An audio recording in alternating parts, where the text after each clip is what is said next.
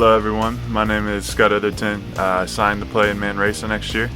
Me and my family are really excited to get out there and meet everyone. We've heard great things about the city, the organization and all the fans, and I can't wait.